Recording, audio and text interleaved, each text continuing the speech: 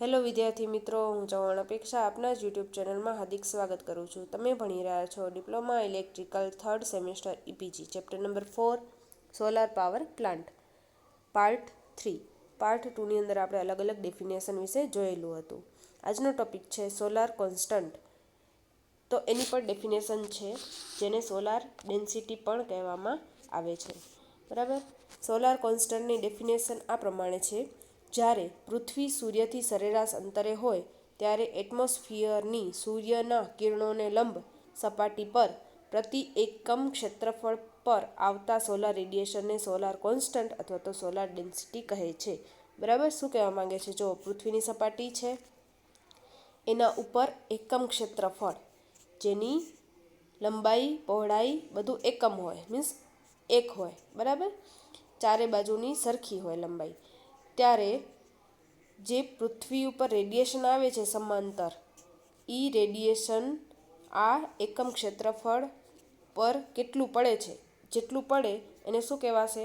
Solar density કહેવામાં આવે છે. બરાબર. એટલે હજી એકવાર રિપીટ કરું છું કે પૃથ્વી સૂર્યથી સરેરાશ અંતરે હોય ત્યારે સૂર્યના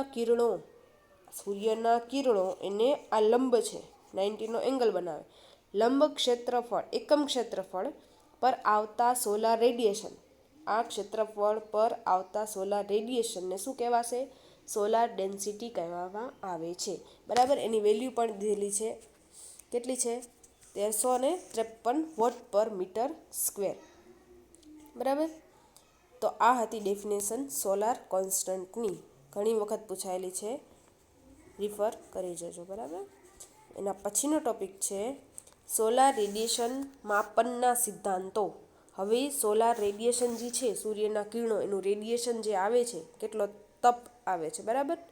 કેટલી ઉર્જા આપણે અહીંયા ફેંકે છે પૃથ્વી ઉપર, એને માપવાનું હોય તો એના સિદ્ધાંતો કયા કયા છે? તો આ 5 સિદ્ધાંત છે. પહેલો છે કેલોરીમીટરનો સિદ્ધાંત. બીજો થર્મોમેકેનિકલ, જેને થર્મો એક્સપાન્શન પણ કહેવામાં આવે છે. થર્મો ઇલેક્ટ્રિકલ, જેને થર્મોકપલ પણ કહેવામાં આવે છે. ફોટો ઇલેક્ટ્રિકલ એટલે ફોટોવોલ્ટિક સેલનો સિદ્ધાંત. ને લાસ્ટ છે સોલાર કોન્સ્ટેશનનો સિદ્ધાંત. બરાબર. આ બધા સિદ્ધાંતની અંદર શું યુઝ કરવામાં આવે છે? તો જે સોલાર રેડિયેશનની અસર અનુભવતા હોય, જેને આપણે અસર કેપ્ચર કરી લેતા હોય, એ ભાગનો યુઝ કરવામાં આવે, જેને આપણે નોર્મલી સેન્સર કહેતા હોઈએ. બરાબર. સેન્સ કરે છે તાપમાનને. તો આ અલગ અલગ સિદ્ધાંત છે, એ શોર્ટમાં અહીંયા દીધેલા છે કે કઈ રીતે યુઝ કરી શકાય. પહેલો છે કેલોરીમીટરનો સિદ્ધાંત. એનામાં શું હશે? તો ઉચ્ચ વાહકતા તથા ઉચ્ચ શોષકતા ધરાવતી ધાતુની પટ્ટી, જેની વાહકતા એટલે ઇઝીલી તાપમાનને એબ્ઝોર્બ કરી શકે, તાપમાનને ફીલ કરી શકે. બરાબર. સંગ્રહી શકે. તો એવી ધાતુની પટ્ટીને લેવામાં આવે છે.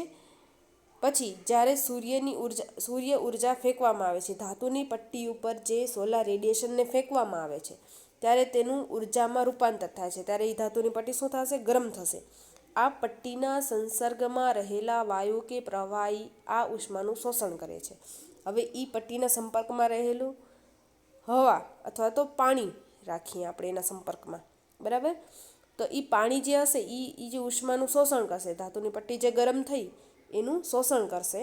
તેથી તેની એન્થાલ્પીમાં ફેરફાર થશે. એનું જે ટેમ્પરેચર હશે એમાં ફેરફાર થશે. ને એ ટેમ્પરેચર મેઝર કરી અને આપણે જાણી શકીએ છીએ કે સોલાર રેડિયેશનની માહિતી મેળવી શકીએ છીએ કે કેટલું રેડિયેશન છે. બરાબર. તો આ જે હતો એ કેલો સિદ્ધાંત હતો? કેલોરીમીટરનો સિદ્ધાંત હતો, જેમાં એક ધાતુની પટ્ટી લેવામાં આવે, એની સોલાર રેડિયેશન એના ઉપર ફેંકવામાં આવે, ત્યારે ધાતુની પટ્ટી ગરમ થશે અને એના સંપર્કમાં રહેલા પ્રવાહી અથવા તો વાયુ, જે કાંઈ બી તમે યુઝ કરો, એ ગરમ થશે અને એની ટેમ્પરેચર મેઝર કરી અને આપણે સોલાર રેડિયેશનની જાણકારી મેળવી શકીએ છીએ. બરાબર. કેલોરીમીટરનો સિદ્ધાંત. એના પછીનો સિદ્ધાંત છે થર્મોમેકેનિકલ, જેને થર્મો એક્સપાન્શનનો સિદ્ધાંત પણ કહેવામાં આવે છે. એના અંદર શું કહેવામાં આવે છે? જો આમાં અલગ અલગ ઉષ્મીય રૈખિક પ્રસરણાંક ધરાવતી 2 મેટલ સ્ટ્રીપનો ઉપયોગ કરવામાં આવે છે. 2 મેટલ સ્ટ્રીપ બે પટ્ટી લેવામાં આવે, બરાબર. તેનો બાયોમેટાલિક સ્ટ્રીપ પણ કહેવામાં આવે છે, બરાબર. તેનો એક છેડો ફિક્સ રાખી બીજો છેડો મુક્ત રાખવામાં આવે છે, એટલે એક છેડાને એને ફિક્સ કરી દેવામાં આવે અને બીજા છેડાને છૂટો રાખવામાં આવે, બરાબર. આ સ્ટ્રીપ પર સોલાર રેડિયેશન આપાત કરવાથી પટ્ટી વાંકી વળે છે. ડિફોર્મેશન પરથી રેડિયેશનની માત્રા જાણી શકે છે. હવે આ પટ્ટી ઉપર સોલાર રેડિયેશન આપાત કરવામાં આવે ત્યારે આ જે પટ્ટી છે એ વાંકી વળે છે.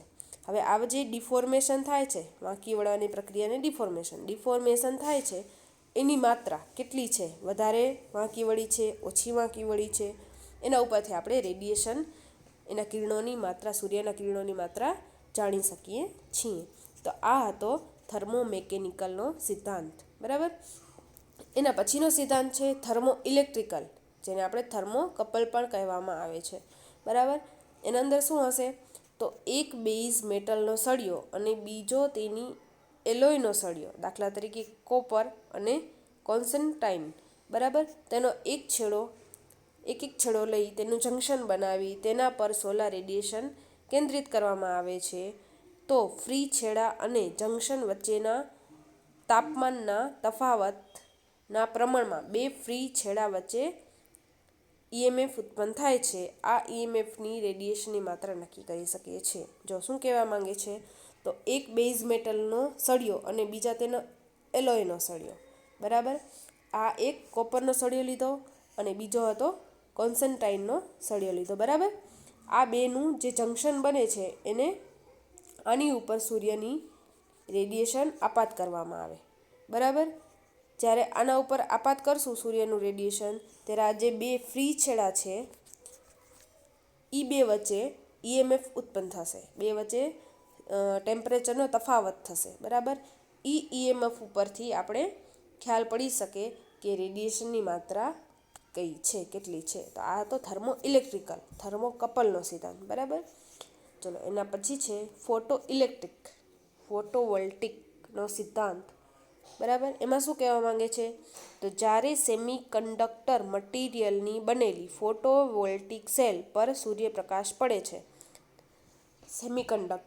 સેમિકન્ડક્ટર કયા તો સિલિકોન અથવા તો જર્મેનિયમ, સેમિકન્ડક્ટરની બનેલી ફોટોવોલ્ટિક સેલ, જે તમે જોઈ જશે ફોટોવોલ્ટિક સેલ, બરાબર.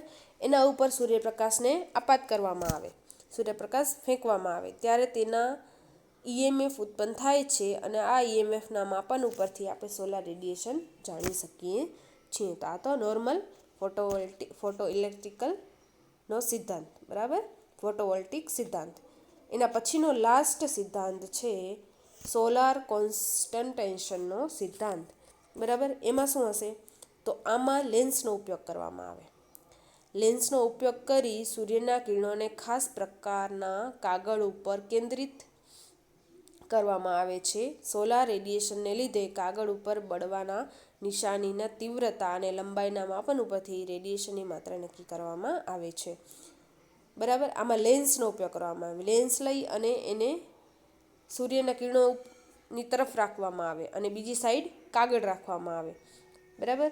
તો જે રેડિયેશન આવે છે લેન્સ ઉપર એની માત્રાથી કાગળ જે હશે એ બળવા લાગશે અથવા તો બળવાના નિશાન થશે. તો આ બળવાના નિશાન ઉપરથી આપણે ખબર પડે કે રેડિયેશનની માત્રા કેટલી છે, બરાબર. તો અલગ અલગ સિદ્ધાંત હતા, 5 સિદ્ધાંત: કેલોરીમીટરનો સિદ્ધાંત, થર્મોમિકેનિકલનો સિદ્ધાંત, થર્મો ઇલેક્ટ્રિકલ, ફોટો ઇલેક્ટ્રિક અને સોલાર કોન્સ્ટન્ટેશન. હજી એકવાર રિપીટ કરી જાઉં છું. મોસ્ટ આઈએમપી છે. કેલોરીમીટરનો સિદ્ધાંતમાં શું હશે તો ધાતુની પટ્ટી, એના ઉપર નોર્મલ સૂર્યપ્રકાશ પડે અને એ પટ્ટીની સંપર્કમાં રહેલો વાયુ કે પ્રવાહી એ ગરમ થશે અને એની ગરમ થવાની માત્રા ઉપરથી આપણે સોલાર રેડિયેશન જાણી શકીએ છીએ.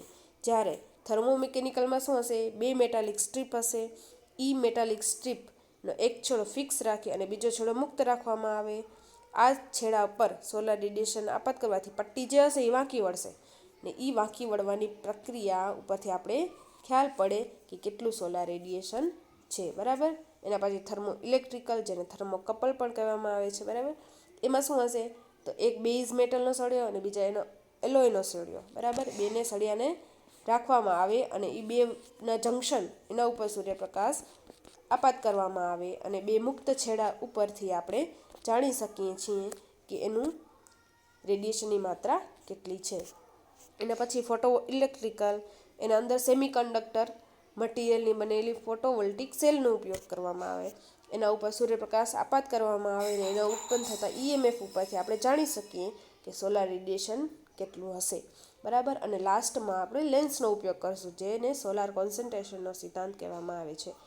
લેન્સનો ઉપયોગ કરી અને બીજી સાઈડ કાગળ રાખવામાં આવે છે, એક સાઈડ સૂર્યના પ્રકાશના કિરણોને આપાત કરવામાં આવે છે અને એ કાગળના બળવાના નિશાન ઉપરથી આપણે એની તીવ્રતા અને રેડિયેશનની માત્રા નક્કી કરવામાં આવે છે. તો આ 5 સિદ્ધાંત જે છે એ જોઈ લેજો, IMP છે. બરાબર.